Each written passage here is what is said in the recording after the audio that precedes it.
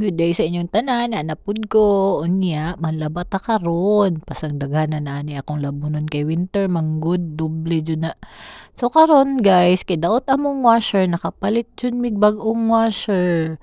Mo na iyang presyo guys, tanawan na lang ninyo. Unya adto ta sa gawas kay pakita nako ni among karaan nga washer.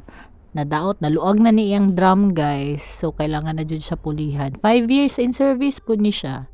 So karon mag-sort sa ta kay karong adlaw i-deliver ang washer. So kailangan nato i-sort daan para pag-abot manlaba dayon.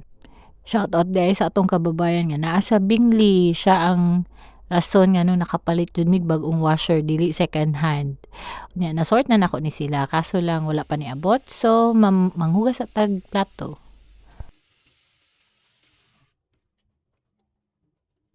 Ug niabot na jud siya.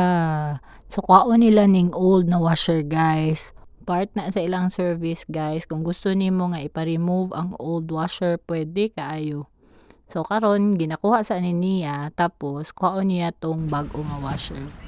So bye-bye. Thank you for the 5-year service. Second hand na itong old washer na mo guys. Og naara siya ang bago na mo nga washer. 8.5 kilos na guys. Kay daghan na kayo may 5 na mi kabuok. So kailangan na namo medyo dako-dako. Nya higher yang brand, nya inverter ni siya. Dili sa Australia guys, marag dili jud kaya nga walay washer. Kay sa winter clothes pa lang matay mabuang ka. Mahurot imuhang kusog magsigi og panglaba. Temporary sa ni iyang butanganan diri guys kay libyuhan patong likod niya at the same time butangan siya og kanang para ma-elevate siya kahoy or bricks. So mao ni amo ang sabon og mao sa ni amo ang first round. All white ning nga mga labunon guys, mga medyas ana. Paggawas ani guys mga 80% na ni siya uga.